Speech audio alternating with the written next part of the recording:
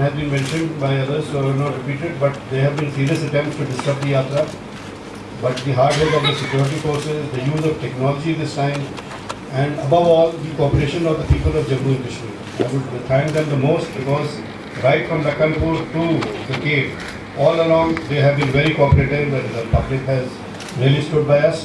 So their contribution I would like to openly acknowledge in this Yatra, and I am sure we will keep getting their cooperation in the future also. And secondly, one thing again I would highlight, we talked about the ID.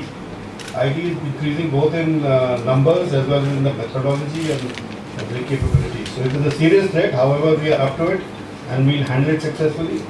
And lastly, in an earlier press conference we had mentioned that our helpline, the CRP helpline Madadgar 14411 is open to the militants also. If somebody wants to, who belongs to Kashmir and wants to surrender, that helpline is for him also. We have got responses in the past.